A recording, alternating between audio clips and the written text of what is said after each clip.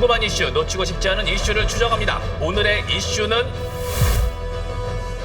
거리로 나온 발달 장애인 가족들, 그들의 이야기를 들어봅니다.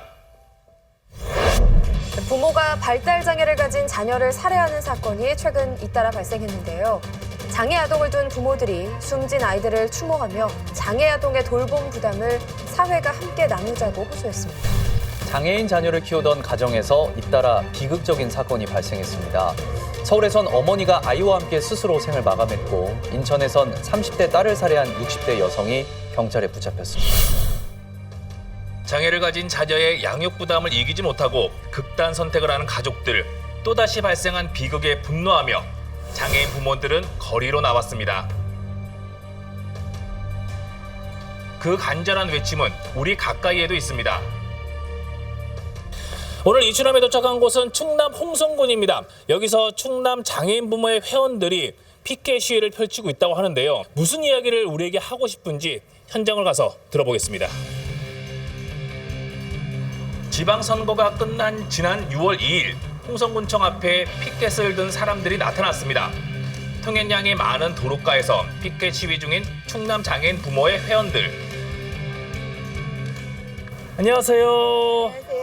오늘 홍성군청 앞에서 피켓 시위 하신다고 해서 나왔어요. 저희가 발달장애인 24시간 지원체계 구축을 위해서 이게 지방 선거도 있고 관심을 좀 저희 발달장애인들한테 가져달라는 의미에서 충청남도 그 시군을 릴레이로 피켓 시위하고 있습니다. 지역의 새로운 일꾼이 선출된 첫날, 발달장애인에 대한 지역의 관심을 호소하기 위해 간절한 마음으로 또다시 피켓을 들었습니다. 낮 시간 서비스나 직업 관련 서비스는 조금씩 확대되어 가고 있는 면도 없잖아 있는데 주거 관련 서비스는 지역사회 안에서 거의 전무한 경우거든요. 그래서 그런 서비스를 해야 24시간이 지원이 되고 지난 4월 발달장애인 국가 책임제를 요구하며 삭발투쟁을 강행했지만 죽음은 멈추지 않았습니다. 이 아파트 21층에 살던 40대 여성이 6살 아들과 함께 바닥으로 떨어져 숨졌습니다. 경찰 조사 결과 숨진 여성은 장애가 있는 아이를 돌보면서 심한 우울증을 겪어온 것으로 알려졌습니다. 같은 날 시흥에선 말기암 환자인 어머니가 20대 딸을 살해하고 스스로 목숨을 끊으려다 경찰에 자수했습니다. 사는 게 얼마나 절망이었으면 어미가 아이를 죽입니까? 그런 선택을 하지 않았으면 어땠을까 그런 마음도 들고 또 그분들이 얼마나 어려웠으면 그런 선택을 하셨을까 이해가 되는 부분도 있지만 그래도 그냥 세상이 바뀌어서 그냥 그런 돌봄에 대한 부담 때문에 그런 안타까운 선택을 하지 않아도 되었으면 좋겠어요.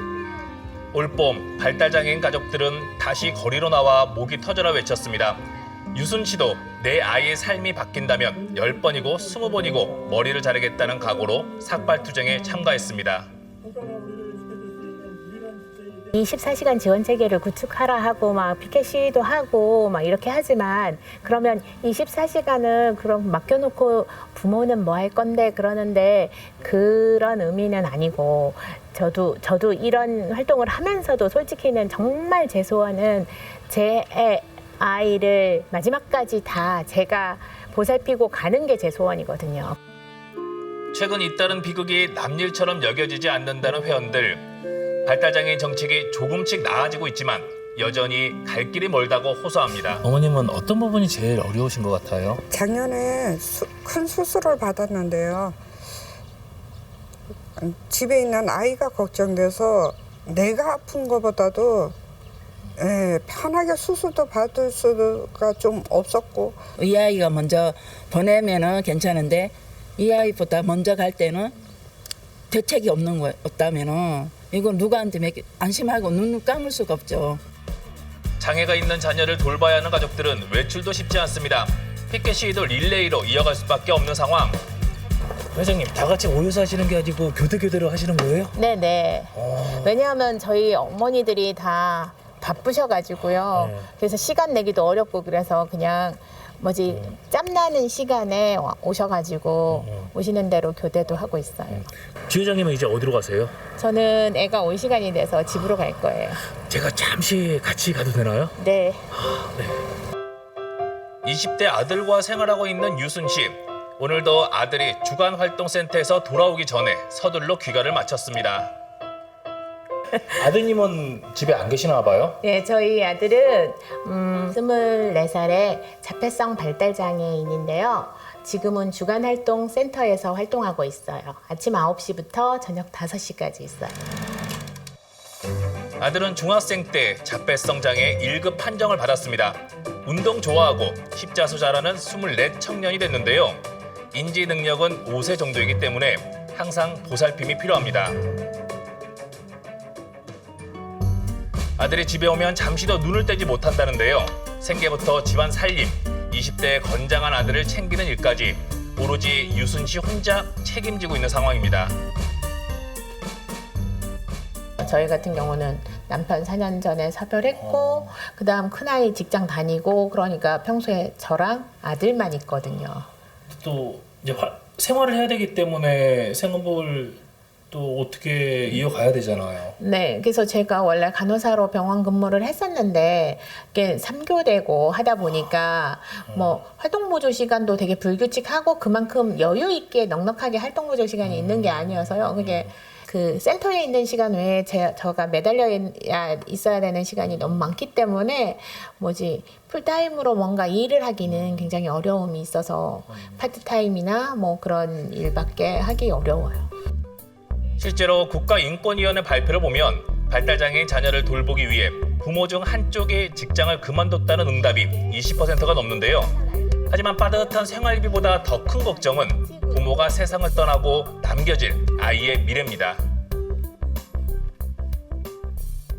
지금 독거노인들 같은 경우는 생활지도사라고 있거든요. 그래서 이제 안부 전화해주고 뭔가 필요한 일 있으면 도와드리고 이렇게 하는 것처럼 저희도 독거하는 친구들이 있으면 혼자 사는 친구들 같은 경우는 10가구당 생활지도사가 한 명 있다든지 해가지고 이제 괜찮은지 어려운 게 없는지 묻기도 하고 가끔 방문해서 잘 지내는지 확인도 해주고 어려운 일이 있을 땐 어떻게 해결해야 될지 서로 방법도 찾아주고 이런 분들이 계시면 이제 조금 더 독립해 나갈 수 있는 친구들도 독립해 나가고 왜냐하면 부모님이랑 40이 돼도 50이 돼도 계속 살 수도 없고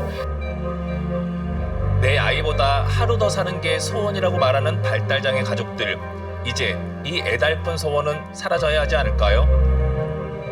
부모가 없어도 사회 구성원으로서 꿋꿋하게 자립해 평등하게 살아가길 바라는 가족들의 간절한 마음이 거리에 가득합니다.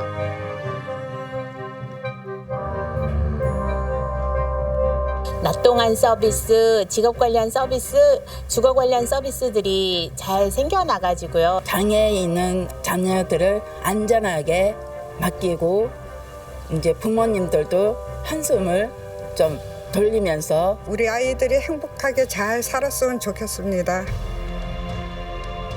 또다시 절박한 심정으로 머리카락을 자른 사람들. 시간이 지나면 머리카락은 자라지만 장애인 권리는 저절로 자라지 않는다고 호소합니다. 발달장애인 가족들의 멈추지 않는 죽음. 더 이상 우리 사회가 이 죽음의 사슬을 외면하지 않길 바랍니다.